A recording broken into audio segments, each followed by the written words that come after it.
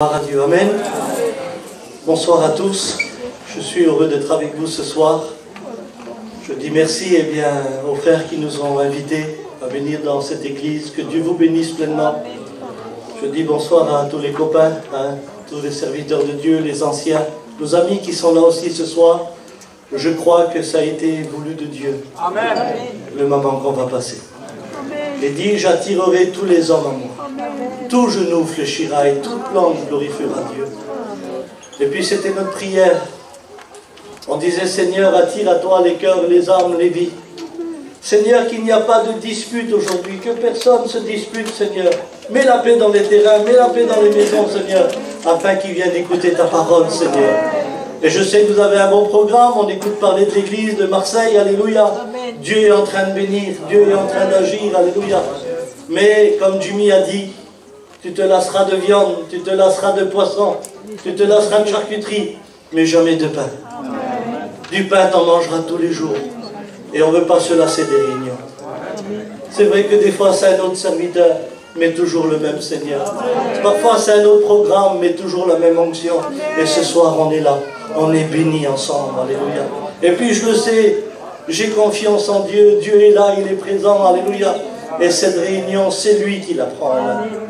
Alors, on lui fait confiance pour tout ce soir. Alléluia.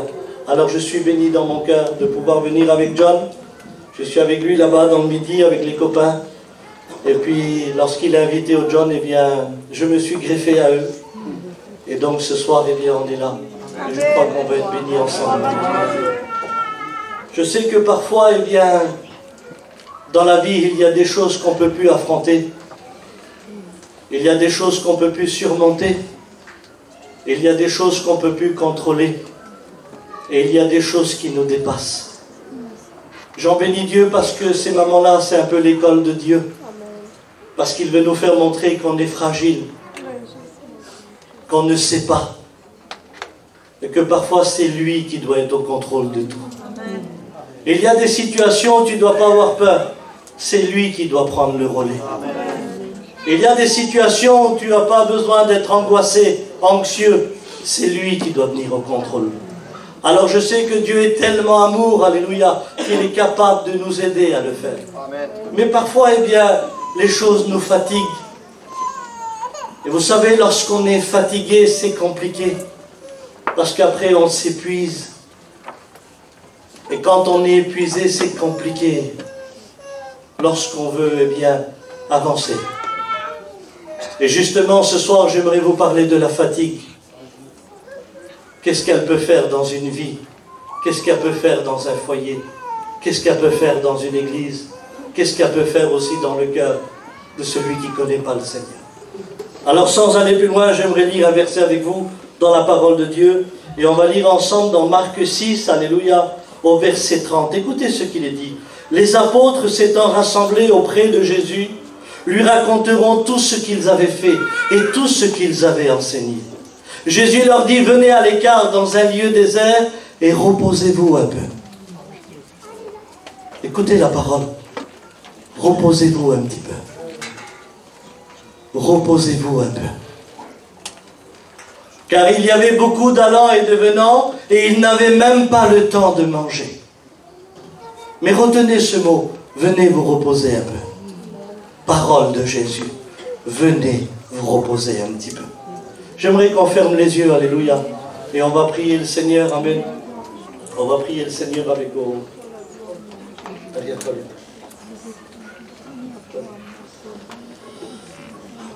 nous voulons te bénir par modèle. Nous voulons te dire merci encore une fois de plus, Seigneur, pour les chants de cantique qui étaient merveilleux, Baronnet, chanter pour la gloire de ton Saint-Nom. Toi, ton serviteur, tu as prêché ta parole. Nous te demandons, Baronnet, de prendre toute la place, de te bénir, Baronnet, pour nous. En fait, qu'il y ait une parole pour chacun, Seigneur. Je te demande maintenant que le Saint-Esprit convainque les cœurs. Et à toi toute la gloire qui nous dit. Amen. Amen. Gloire à Dieu. Est-ce qu'on peut dire Amen? Amen. L'histoire nous dit clairement que les apôtres reviennent vers Jésus. Et quand ils reviennent vers le Maître, c'est une belle attitude qu'on va voir devant nous. Quand il revient, il dit à Jésus, Jésus, voilà, on a prêché ça, On a enseigné ça, et on a fait des réunions là-bas, et on a fait ceci, et on a fait cela. Et puis rempli de Dieu, rempli de l'onction de Dieu, rempli d'amour, il venait d'enseigner, il venait de prêcher, il venait de chanter, il venait de faire des réunions. Mais là, Jésus, comme il connaît les cœurs, il aurait pu dire, eh bien, vous êtes vaillants, continuez. Allez-y, c'est pour ça que je vous ai choisi. Continuez à faire ça. Mais voyons leur cœur, il a vu qu'il était fatigué. Et quand Jésus a vu la fatigue dans leur cœur, dans leur vie, il leur a dit, venez vous reposer un petit peu. Venez vous reposer dans un lieu désert. On va se mettre à l'écart. Mais Seigneur, pourquoi tu veux qu'ils se reposent? Regarde comment ils sont dans l'œuvre. Et vous savez l'importance, lorsqu'on est dans l'activité, lorsqu'on est dans le programme de Dieu, il est toujours bon de revenir dans l'intimité. Parce qu'il n'y a que l'intimité qui va dire comment faire. L'activité, elle va t'apprendre comment faire. Mais l'intimité, elle va dire comment tu dois faire. Et parfois, l'intimité, c'est Jésus qui répond. Ils sont revenus vers lui. Et il leur a dit, venez vous reposer un petit peu. Et en un mot, il est en train de leur dire, mais vous ne savez pas ce qu'elle fait, la fatigue, lorsqu'elle vous emporte. Vous ne savez pas ce qu'elle fait, la fatigue, lorsqu'elle vient dans les pensées, lorsqu'elle vient dans un cœur. Non, Seigneur. Eh bien, rappelez-vous d'Ésaü, le frère de Jacob, le fils d'Isaac. C'était le premier-né de la famille. Et pour ça, parce qu'il était le premier-né, il était l'héritier. Il avait le droit d'aînesse. Ça veut dire que tout l'héritage que son père avait laissé, c'était pour le premier-né, Ésaü, le vaillant chasseur. Et le vaillant chasseur, lui, son domaine, c'était de chasser le gibier, parce que son père aimait la viande. Et pour lui, chasser, c'était pas un problème. Jacob, il avait sa petite vie.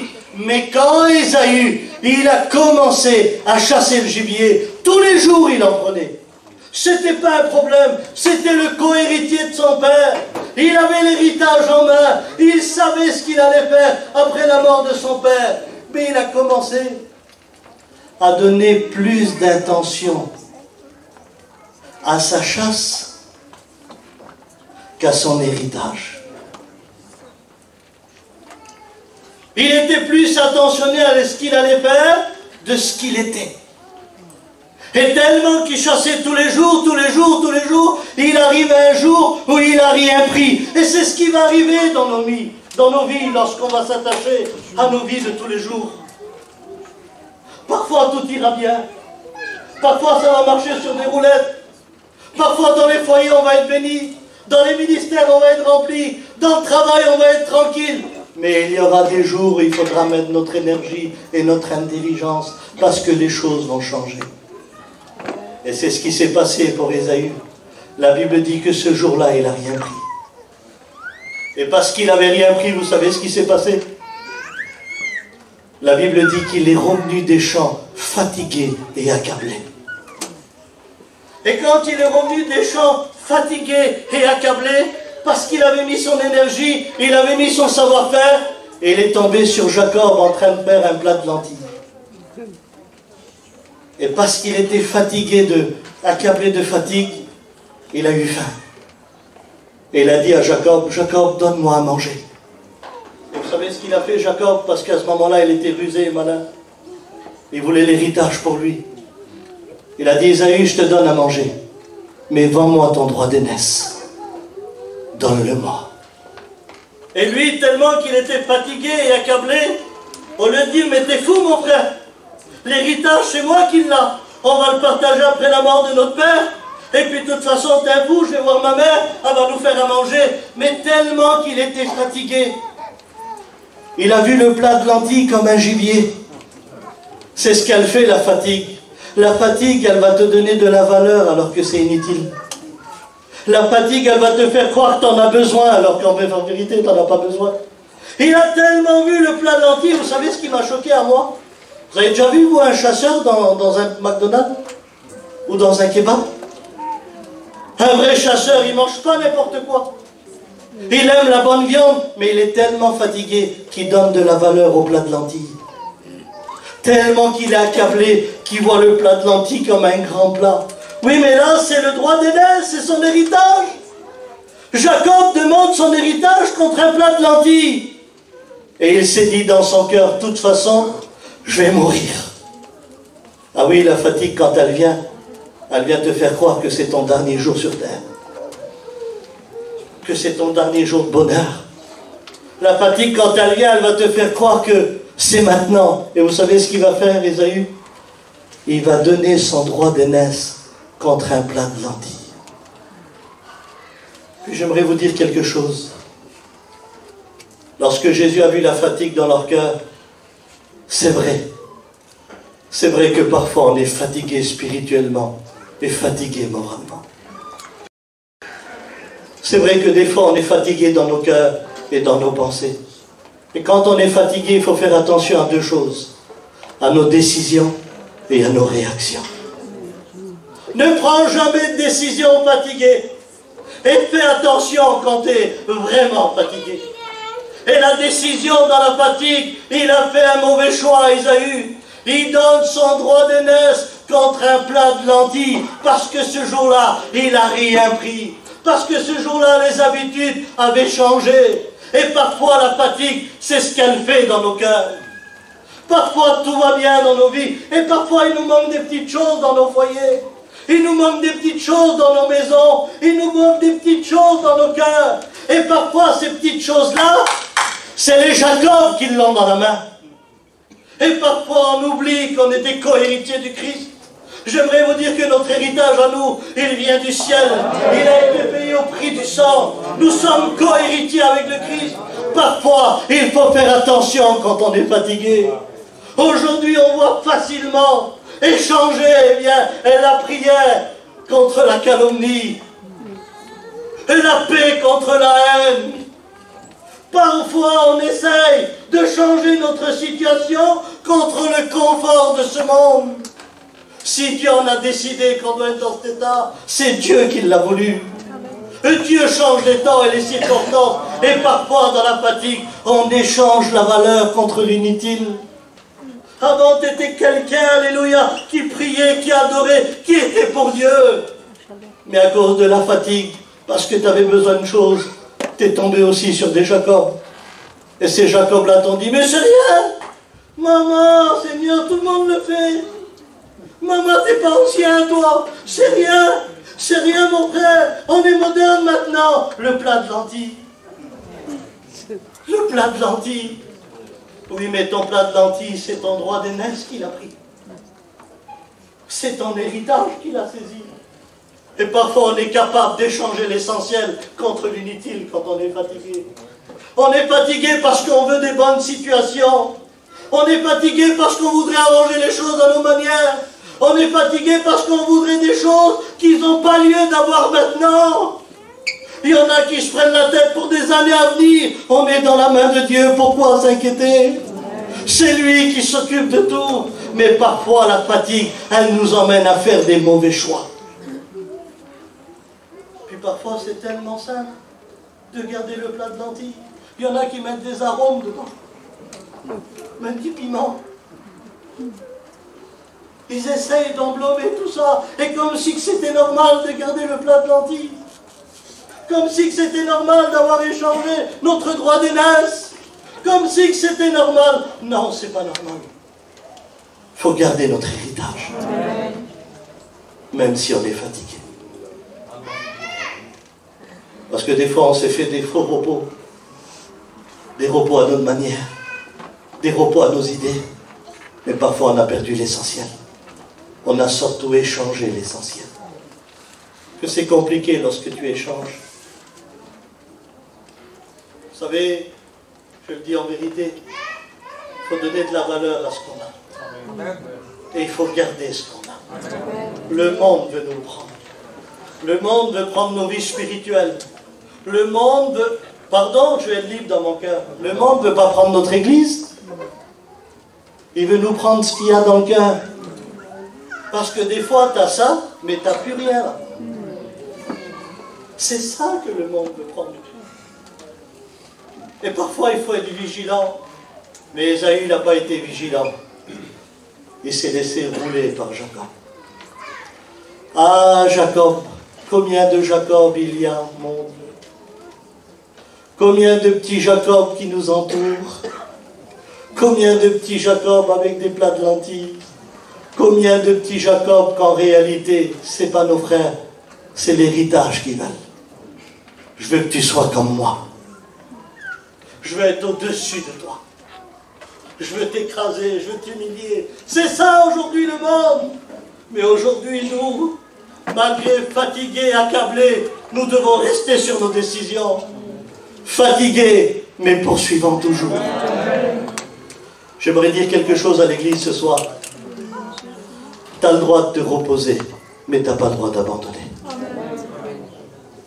Venez maintenant vous reposer un petit peu, je le comprends. Ah, nos décisions, comment qu'ils sont fragiles parfois. D'un coup comme ça, parce que tu as voulu manger le plat de lentilles, tu ne veux plus parler à ta belle-mère. Tu as échangé la simplicité contre un caractère.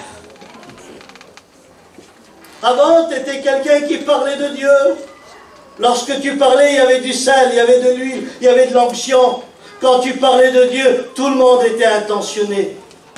Mais tu as préféré échanger ton langage de Dieu contre un langage mondain. Tout ça parce que tu es fatigué. Fatigué de supporter, fatigué de t'humilier, fatigué de te faire écraser. Mais c'est ce que Jésus nous a dit. Heureux serez-vous lorsque vous serez trahis, lorsqu'on vous parlera faussement sur vous, lorsqu'on vous trahira, lorsqu'on vous injuriera. C'est ça, heureux. Mais parfois, eh bien, lorsqu'on est fragile et lorsqu'on est fatigué, alors on fait l'échange facilement. Maintenant, je comprends pourquoi. Venez vous reposer un petit peu. Ne faites pas de dégâts. N'échangez pas le droit d'aînesse contre un plat de lentilles. Mais ce soir, je te le dis en vérité, même si on l'a mangé, le plat de lentilles, même si on l'a dévoré, qu'on a pris un morceau de pain, qu'on a pris même la sauce, si on demande pardon à Dieu, il est capable de nous redonner le droit d'aînesse. Il est capable de nous redonner ce qu'on a perdu, ce qu'on a échangé. Faire attention aussi à nos réactions quand on est fatigué. Vous vous rappelez dans le jardin de Gethsémane, lorsque Jésus est là, il est en sueur. C'est bientôt l'heure où il doit aller à Golgotha. Il se jette par terre, la Bible dit. Il prie son Père. Il revient vers les disciples. Il dit aux disciples, priez avec moi. Priez avec moi. Il revient, il se jette par terre. Mais Pierre, il n'est pas habitué à ces réunions-là. Il connaît Jésus qui marche sur l'eau. Il connaît Jésus qui dit un mot et Lazare est ressuscité. Il connaît la multiplication des pains. C'est les réunions des séminaires. En Espagne, à la neige, les réunions, tout va bien. Mais il n'est pas habitué à Gethsémane. Où Jésus se jette par terre. Où il n'y a pas de prédication. Où le combat arrive. Il n'est pas habitué à ces réunions-là. Et lorsque Jésus arrive, il dit, Pierre, priez avec moi. Je vous pose une question dans la simplicité. Est-ce que Jésus avait besoin de quelqu'un pour prier avec lui? Je ne pense pas. Hein. Mais dans son humilité, il va chercher ses frères. Et il demande à ses frères de prier avec lui. Quelle beauté. Même quand tout est difficile. Parce que là, il vivait un moment difficile. Il vivait un moment difficile, c'était la croix. Vous avez vu, nous, quand on dit une parole, on ne dort pas toute la nuit tellement qu'on regrette. Quand on fait quelque chose qu'il ne fallait pas, on est tourmenté toute la nuit parce qu'on regrette. Imaginez-vous le péché de l'humanité sur lui. Dans quel état qu'il était. Il devait aller à la croix. Il devait porter bien ce péché. Il devait nous pardonner. Et là, quand il revient vers les disciples, vous savez ce que dit la Bible? Il les trouva endormis de tristesse. Ça veut dire, Pierre, il ne s'est pas pris la tête. Il a vu que tout est difficile, il s'est endormi. Mais 5 minutes avant, Dieu lui a demandé de veiller. Et lui, il lui est habitué avec les bonnes réunions. C'est parce que c'est les combats, les difficultés. Dès qu'il y a une difficulté, il s'endort. Et parfois, c'est ce qui arrive dans le combat et dans la difficulté. Parfois, on s'endort. On s'endort, et quand Jésus revient, il dit, Pierre, t'as pas pu prier 1 heure avec moi? 1 heure? Pourquoi, Jésus, tu lui dis ça? 1 heure. Il y en a une petite pensée. Vous savez, Jésus, pour choisir les 12 apôtres, il a prié toute la nuit. Et en une nuit, il y a 12 heures. S'il a prié 12 heures pour 12 hommes, il a prié 1 heure pour chaque apôtre.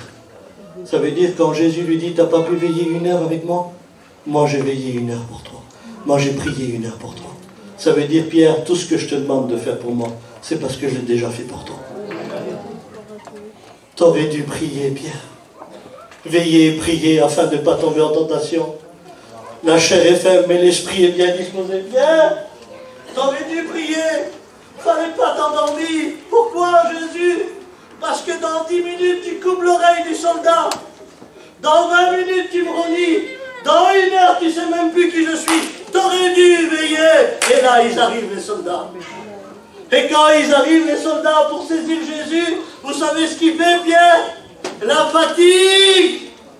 Au lieu d'intercéder, au lieu de prier, il prend l'épée et il coupe l'oreille du soldat. Imaginez-vous, il coupe l'oreille du soldat. Et là, la réunion, elle tourne parce que c'est une épée avec du sang. Et là, Jésus est là, il dit non, non, Pierre. Range ton épée, Pierre. Car celui qui combat par l'épée périra par l'épée. T'aurais pas dû couper son oreille, Pierre. Son oreille, il en avait besoin pour m'écouter. Mais écoute, ton dégât, je vais le réparer. Mais je t'avais prévenu. Je t'avais prévenu de prier. Écoutez-moi bien. J'aimerais vous le dire ce soir. Tous ceux qui vous ont blessés dans vos vies, Jésus va réparer les leurs. Tous ceux qui vous ont blessés, Jésus va réparer les leurs. Et parce qu'il n'a pas veillé, parce qu'il n'a pas fait attention, il s'est laissé emporter par son caractère, il a coupé l'oreille. Et Jésus, sans aiguille, sans fil, il prend là l'oreille et il le remet. En voulant dire, tu dois m'écouter. Toi aussi, tu dois être sauvé. Tu dois m'écouter. Je te replace l'oreille. Tu dois m'écouter. Et puis je pense parfois dans la fatigue, je m'excuse, je me sens libre dans mon cœur. Combien d'oreilles qu'on a coupées dans nos terrains? Combien d'oreilles qu'on a coupées dans nos familles? Parce qu'on n'a pas veillé, parce qu'on n'a pas prié, parce qu'on laissait emporter par la fatigue. Vous croyez que c'est normal qu'une mère dise à sa fille, démon, crève aujourd'hui, je ne peux plus te voir? Ça, c'est couper l'oreille.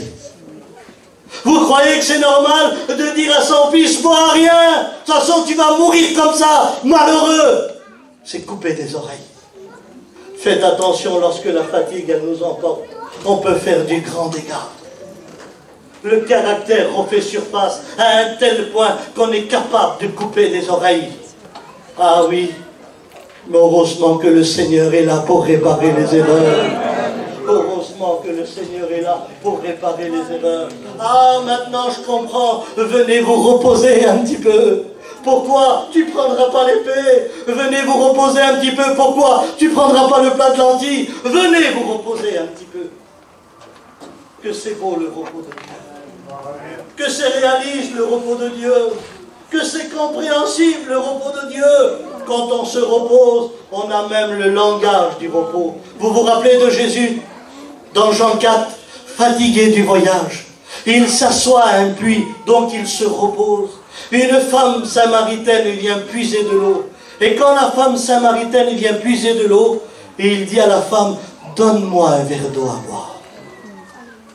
Et dans mon cœur, je dis, Seigneur, t'as faim? Les disciples sont partis acheter à manger. Pourquoi tu ne demandes pas à manger comme Pierre l'a fait dans Actes des Apôtres? Et Jésus me répond dans mon cœur ça. Il dit, Abraham, si j'aurais demandé à manger, je lui aurais demandé quelque chose qu'elle ne pouvait pas me donner? Je dis, oui Seigneur, je vais lui demander quelque chose qu'elle peut me donner. Je vais lui demander un verre d'eau, un puits d'eau. Ah, c'est ça le repos, Seigneur. C'est de demander des choses que les gens peuvent faire. C'est ça le repos. C'est pour ça qu'il y a autant d'histoires, Seigneur, dans les foyers. Ben oui. T'imposes des choses chez toi que les gens ne peuvent pas faire. T'imposes ta vie fatiguée dans ton foyer. Personne ne peut te suivre. Mais quand tu es reposé, tu as le langage avec ton foyer. Tu as le langage avec tes enfants. Maintenant, je comprends pourquoi on veut faire tellement de choses, on veut tellement aller à fond la caisse, qu'on n'a même plus le langage du repos. On ne sait même plus consoler spirituellement. De toute façon, aujourd'hui, on sait détruire avec les mots. On sait comment aplatir nos enfants, comment détruire nos foyers et comment calmer certaines familles qui veulent nous attaquer. On est capable de déterrer des dossiers qui a longtemps qu'ils étaient enterrés. Quand on est fatigué, on est capable de faire du dégât. Quand on est fatigué, on veut faire notre propre justice. Jésus lui a dit de prier, pas de couper. Jésus lui a dit de veiller, pas se battre. Il faisait le contraire de ce que Jésus lui a dit. Mais c'est normal, il est fatigué. Comment tu veux qu'il obéisse? Jamais tu peux obéir fatigué. Quand tu es fatigué, tu peux pas obéir. Quand tu es reposé, tu t'instruis et tu te reposes. Mais quand tu es fatigué, tu fais ta propre justice. Et quand tu fais ta propre justice, c'est compliqué. Prenez une mère qui a élevé son fils. Elle a pleuré pendant 20 ans avec lui. Le garçon, il est dur, il est compliqué, les commissariats, les tribunaux, l'argent pour l'alcool, pour la drogue. Elle pleure depuis 20 ans. Le mari, le petit, il se marie. Première dispute avec sa femme. Elle fatiguée, la mère. Je t'avais dit de ne pas la prendre. Que c'est une misère. Que c'est pas vrai. Que c'est pas vrai. Que c'est pas vrai. Mais quand tu es reposé, tu sais ce que tu es capable de faire. Ma belle-fille, viens voir. Tu vois, ce garçon, c'est mon fils. J'ai pleuré pendant 20 ans. C'est un garçon dur, je le connais. Mais maintenant, on va prier à deux. Et Dieu va le changer. Ça, c'est du repos. Quand on est fatigué, on a nos propres idées, nos propres compréhensions. Fatigué parce que tu n'arrives pas à te baptiser. Fatigué parce que tu n'arrives pas à te convertir. Fatigué parce que tu veux suivre Dieu à ta manière. Il dit, j'enterrai vos cœurs de pierre et je vous donnerai un cœur de chair, afin que vous me suiviez. Comment tu veux suivre Dieu avec un cœur en pierre? On ne peut pas. Il faut que c'est lui qui l'emmène. Et il faut que c'est lui qui donne. Sinon, ça va nous fatiguer. Quand on fait notre propre justice, on choisit notre pasteur. C'est mon pasteur préféré. L'autre, il s'est tué un chien, mangé tous ses sous. Il a pleuré pendant des mois. Il se met à genoux tous les jours. Mais toi, fatigué, tu as choisi ton pasteur. Où est-ce que c'est qu'on va? Reposer, c'est la parole de Dieu qui compte. Reposer, c'est la réunion qui compte. Quand on est fatigué, on change d'église. Qu'est-ce qu'il y a? J'en ai marre. Elle n'avait pas dit qu'elle est fatiguée. Quand on est fatigué, on veut notre propre repos. Pas bientôt au bord de la mer, dimanche une glace, c'est bien. Et tu crois que c'est la glace et le bord de mer qui va te donner du repos? Pas bien, tu pars un petit peu, hein. T'as de l'air. Vas-y, fais le tour du monde à pied si tu veux. Quand tu es fatigué, tu es fatigué. Et la fatigue, elle fait du dégât. Maintenant, je comprends l'appel de Jésus. Venez vous reposer un petit peu. Venez. Ne faites pas de dégâts.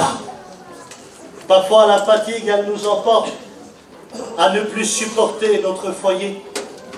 La fatigue, elle nous emmène à ne plus supporter notre ministère. La fatigue, elle nous emmène à ne plus supporter nos responsabilités. La fatigue, elle nous met en dépression et dans l'angoisse. Quand on est fatigué, on fait vite de prendre le trousseau en tant que diacre et de retirer la clé. Et tout doucement, parce que tu es fatigué, parce que tu ne sais pas te reposer, parce que tu veux être le premier partout, tu veux que le pasteur te félicite, tu veux que les chrétiens te voient. Écoute, si tu cherches un regard, c'est celui-là que tu dois changer. Quand on est fatigué, on prend vite la décision pour redonner ce que Dieu nous a donné, pour redonner où Dieu nous a placés. Quand on est fatigué, je vous le dis en vérité, on est capable de prendre une lettre blanche, un petit stylo et écrire. Voilà, j'aurais essayé, mais j'ai tellement de problèmes qu'aujourd'hui je trouve la sagesse d'abandonner. Et tu vas envoyer ta lettre de cette façon-là, fatigué. Casse ton stylo, déchire la feuille, viens te reposer. Avant d'abandonner, viens te reposer. La fatigue, quand elle nous emporte, tout est difficile, tout est compliqué. Je vous le dis en vérité, ça vaut le coup de se reposer. Amen. Venez à l'écart dans un lieu désert. Mais il y aura quoi dans le désert, Seigneur? Il y aura moi. C'est moi qui va te parler. C'est moi qui va t'expliquer. Alors aujourd'hui, le repos de Dieu, comment qu'il est important lorsqu'on vient se reposer en Dieu. Alors je sais que nos réunions, c'est du repos. Mais je vous demande pardon. Pardon, pardon et pardon. Les 1h30 qu'on reste à la réunion, je vous demande pardon. Mais ce n'est pas ce petit repos-là que Dieu veut nous donner. Parce qu'il y a des personnes, si ces deux-là, ils habitent ici dans la réunion, ils ne veulent même plus rentrer chez eux, tellement qu'il y a des problèmes et des difficultés. Là, c'est un avant-goût du repos que Dieu veut nous donner. C'est un avant-goût que Dieu veut nous calmer, que Dieu veut nous parler. Et puis, vous vous rappelez l'histoire dans Juge 8 au verset 1, lorsque les hommes d'Éphraïm sont là et qui voulaient combattre Madian pendant 7 ans. Et là, c'est une petite équipe et leur petit pasteur chez Gédéon. Et puis d'un coup, vous savez ce qu'ils vont faire, cette équipe-là? Alors je me sens libre, comme je l'ai dit tout à l'heure. Elle vient vers Gédéon et elle dit: pourquoi tu es allé combattre Madian tout seul? Pourquoi tu ne nous as pas appelés à nous? Hein? Pourquoi tu es parti tout seul? Regardez le caractère quand on est fatigué. Quand on est fatigué, on est capable de parler à l'homme de Dieu comme on veut. Parce que la fatigue nous a emportés. Quand on est fatigué, on est capable de dire: je vais lui dire moi. Je vais lui dire de moi. Je vais lui dire à elle de moi. Quand on est fatigué, notre caractère, il refait surface. Mais faites attention, le caractère peut nous faire du tort. C'est l'humilité qui nous donne à remporter des victoires. C'est la simplicité qui nous donne à arranger toutes choses. C'est ça, véritablement, la vie de Dieu. Et là, le petit pasteur, il est là, c'est Gédéon. Dieu l'a choisi. Il ne sait pas trop comment faire. Vous savez ce qu'il fait, le petit Gédéon? Il va les réunir. Que c'est beau un homme de Dieu. Que c'est beau un homme reposé. Il dit: les frères, c'était pas comme ça. C'était comme ça, comme ça, comme ça. Et la Bible dit que leur colère s'apaisa contre lui. Que c'est beau un langage de repos. Un grand homme a dit un jour: vaut mieux savoir que de douter. Vaut mieux savoir que de douter. Et quand on a un langage de repos, on est capable de mettre la paix. Et moi je le crois, mes frères, que Dieu est capable de donner du repos, même dans la petite équipe à Marseille. De dire: mais tout va bien chez nous, on n'a aucun problème, c'est pour peut-être demain, pour peut-être après-demain. Vaut mieux te reposer que de te défendre. Vaut mieux te reposer que de te défendre. Et moi je le crois au repos de Dieu. Et je termine par cette histoire dans Exode 17 au verset 12. La Bible dit que c'est Josué, il combat Amalek. Et quand il combat Amalek, là le combat il était rude. Amalek, c'est celui qui empêche le peuple de Dieu d'avancer. Et quand il combattait, le combat était très difficile. Puis comme je l'ai dit au début, il y a des combats qui sont difficiles. Il y a des Amalek qui combattent le foyer de nos enfants. Il y a des Amalek qui combattent nos chrétiens, nos chrétiennes. Il y a des Amalek qui combattent nos amis aussi qui ne connaissent pas le Seigneur. Et parfois le combat est rude.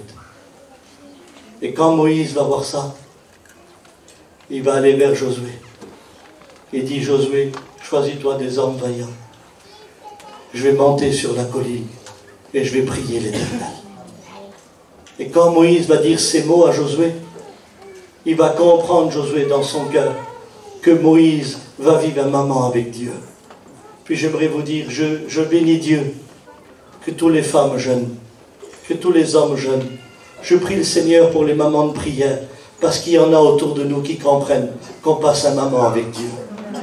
Et là, Moïse monte sur la colline, il a plus de 120 ans. Et quand il monte sur la colline, il y a Hur et Aaron qui le suivent aussi.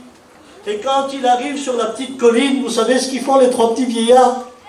Hur et Aaron, ils poussent un petit morceau de rocher, un petit morceau de pierre, Et ils font asseoir Moïse. Regardez la simplicité de la réunion. Ils font asseoir. Et quand ils font asseoir, la Bible dit que Moïse va lever une main vers le ciel. Maintenant, je comprends pourquoi quand on dit dans nos réunions, lève ta main.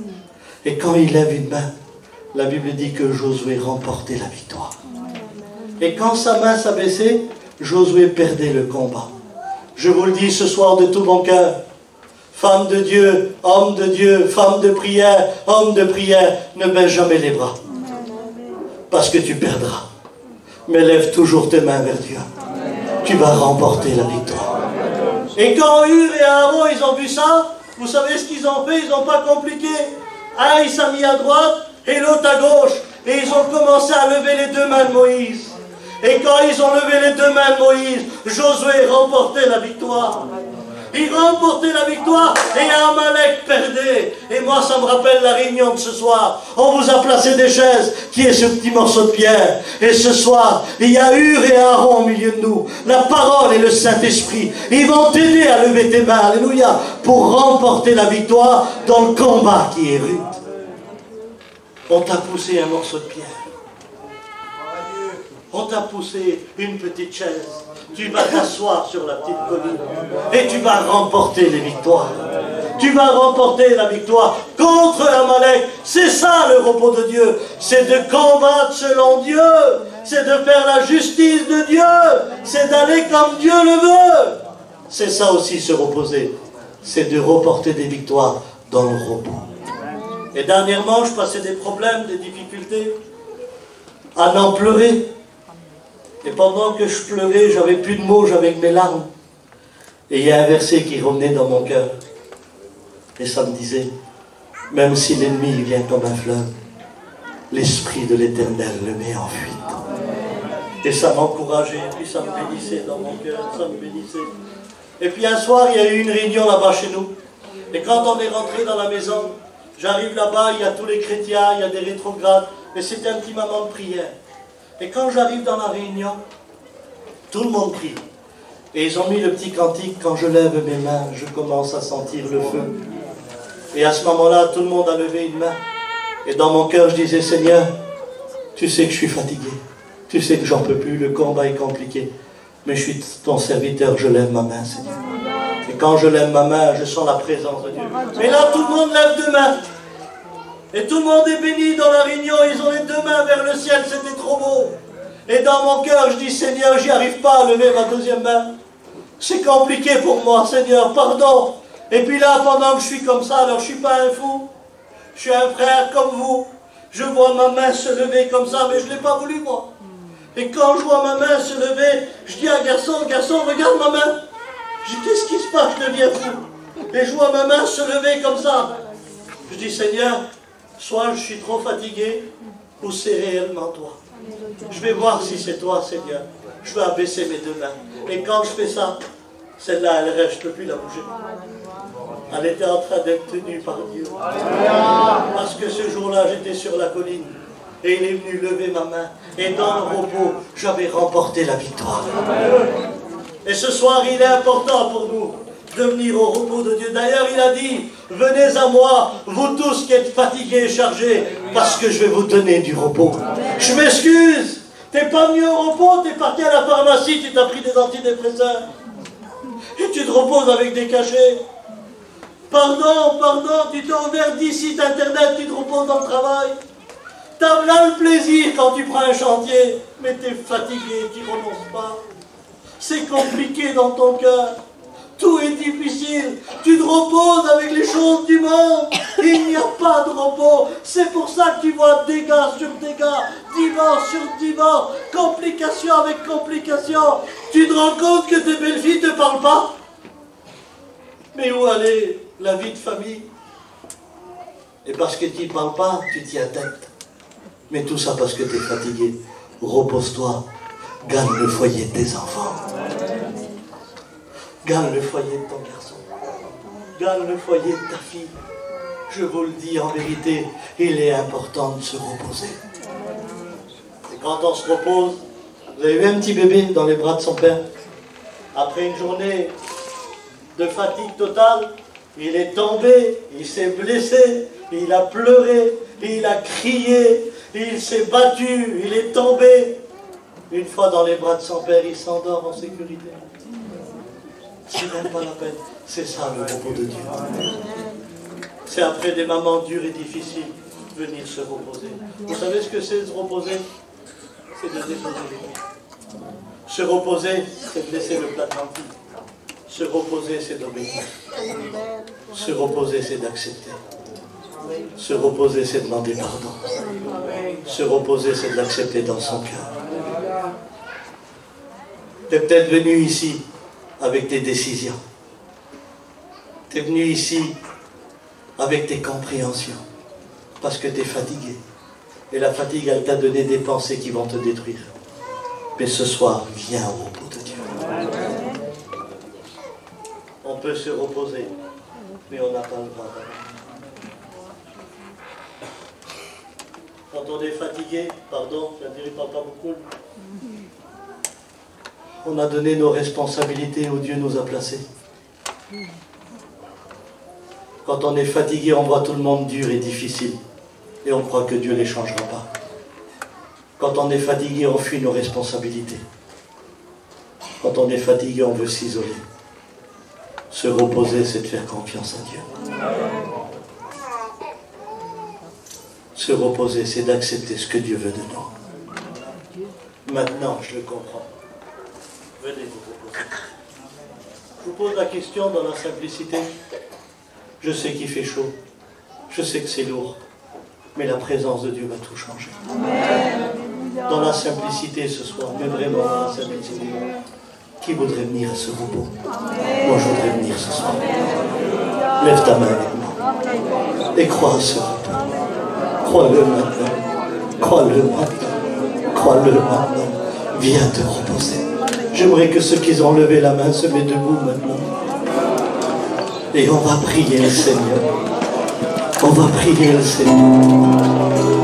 On va prier le Seigneur. Demande pardon à Dieu. Si le plat de lentilles est dans ta main, demande pardon. Si ce soir tu veux dormir avec l'épée, si tu veux faire ta propre justice, non.